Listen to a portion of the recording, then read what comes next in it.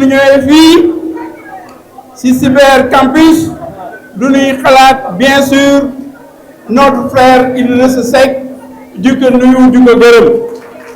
mu nekk suñu xarit ñun ñëpp ñu am bu bare bare fu ñu jaar et toujours relation yu rafet lu nu mos am donc ñoo ngi koy nuyu bu baax a baax di nuyu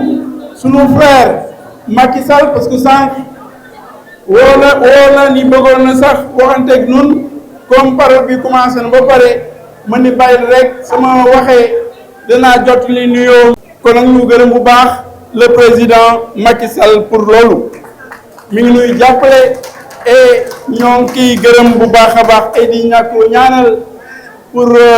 vraiment Nations Unies mu am ndam si adduna bi yëpp Sénégal yëpp ñoo ngi koy ñaan ñoo ngi siy liggéey ñoo ngi koy ñaan yan na ko yàlla def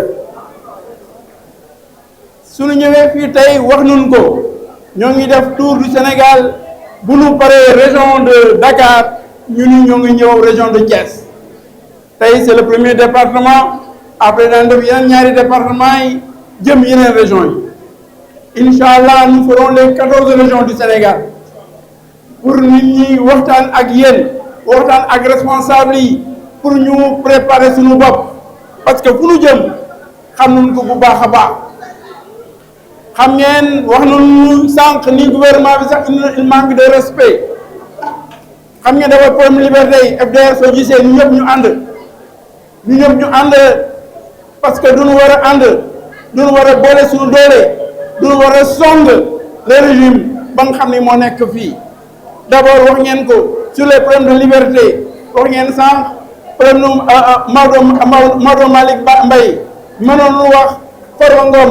mënoon lu wax ñeneen Moustapha Diop ak ñeneen ñu ñuy jàpp sans aucun motif valable ñu leen jàpp ñu leen tëj parce que simplement c'est les gens de l'opposition parce que simplement liggéeyoonu ak Macky Sall loolu dafa war a dañ et duñu war a gën a mobiliser wu pour que benn prisonnier man di am si seen ay kaso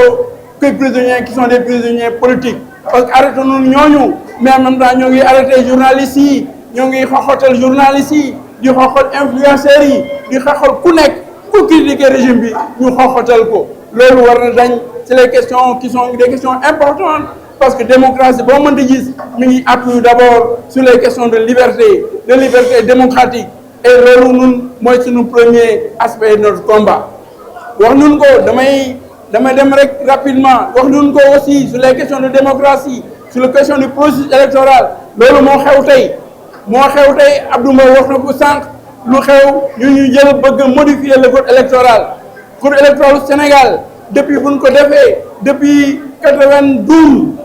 le code qui est un code consensuel on a toujours fonctionné par consensus Sénégal yëpp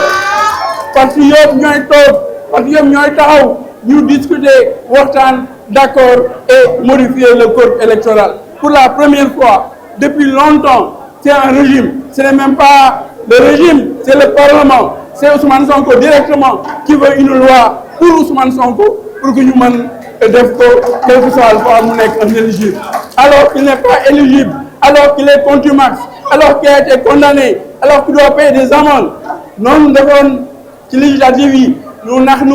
jël ministre de l'intérieur bu bañ a jox ses papiers ba mu mën a nekk léegi mu nekkoon député diriger liste des députés noonu la bëgg a def nax Sénégal toll Sénégal ba mën a jàll nekk un éligible alors qu'il n'est pas éligible il ne peut pas être éligible ñun daan ci liggéey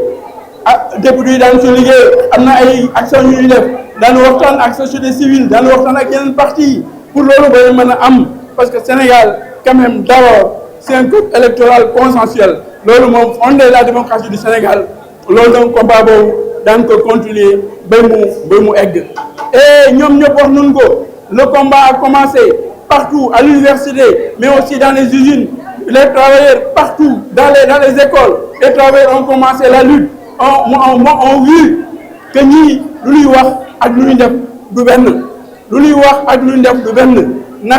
ndax nunu nit ñi ba jël pouvoir bi te mënul dara ñëpp xam nañu mënul dara ce travail là il faut le continuer faut mobiliser les populations il faut ñu xamale jeunes yi ñu xamale jigéen ñi ñu xam Sénégal yëpp ni ñii mënuñu jëmale Sénégal kanam et loolu c'est un combat que nous devons mener c'est vrai